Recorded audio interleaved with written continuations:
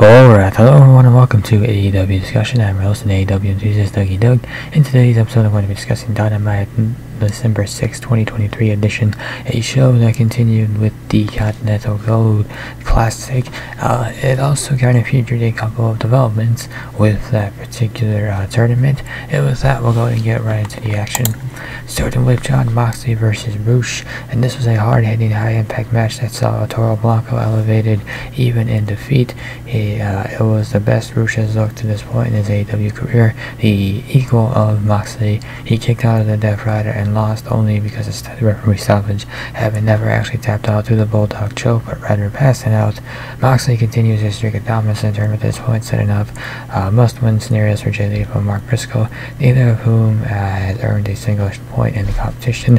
Spoiler alert, they would not win. We'll get into those matches separately, but yeah, Moxley now tied with Swerve Strickland for the lead at 9, and I think once this tournament was announced, I don't think it's any surprise that Moxley is right up there at the top of the tournament. And as for Rush, you know, he wasn't dark horse in this one, but I think ultimately he wasn't gonna. I think based on recent booking, yeah, I don't think he's winning it. Swerve Strickland versus Mark Briscoe, and the match was as good and competitive as expected given the talent involved, and went long enough to tease a potential title of a draw, but Strickland was able to deliver the Swerve Stomp and secure the win. His upward momentum is undeniable, and Strickland, should he continue on this path, will probably be world champion within a year. So yeah, a tie is certainly an interesting concept. It doesn't look like Tony Khan's going to use a tie, and truth be told, if you do use a tie, I don't know if there's been a match so far kind of fitting of a tie, and you know, I think truth be told, if you're going to use a tie, you kind of got to spread it out so it doesn't become like a cheap cop out or something.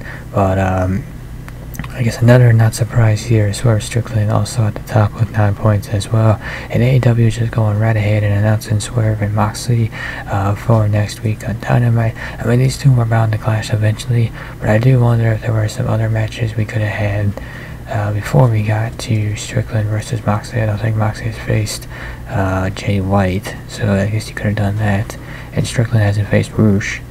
So I mean, I don't know, I felt like, you know, you could have saved, but yeah, Strickland versus Moxley, but I guess we'll get it next week and we'll find out who Tony Khan likes more in this Gold League.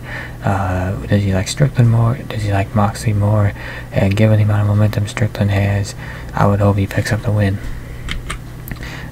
Jay Lethal versus Jay White, and with a win here, White is now at 6 points in the tournament, while ensuring the only role Lethal will play moving forward is that of a spoiler, similar to Mark Briscoe. A good match between two guys instrumental in the latter days of Ring of Honor. It continued a streak of quality in-ring action at the Continental Classic this week. So Lethal is Lethal and Briscoe not eliminated from the tournament, but rather unable to win it. I guess it's the equivalent of the Carolina Panthers in the NFL, mathematically eliminated from the postseason, but they're still playing to close out their season. So Lethal and Briscoe will continue to compete, but ultimately they're not winning the tournament, which I think was to be expected, and it's a shame too, because these are two great talents who really, unfortunately, were just probably shouldn't have been in this tournament given how they were booked prior to it, because there was no way that they were kind of put in position to succeed here.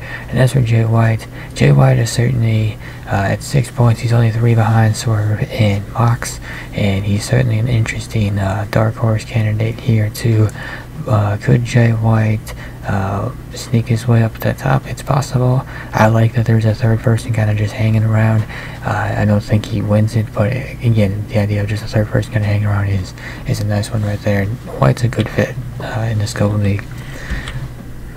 One backwards there. So in conclusion, pretty much I think that's all I really want to talk about in this episode was the Gold League match. I know we had that the TNT title match in the main event, along with an AEW Women's World Title match. And had this show stopped prior to the main event, this would have been one of the better episodes of Dynamite 2023. The Continental Classic provided some great in-ring action.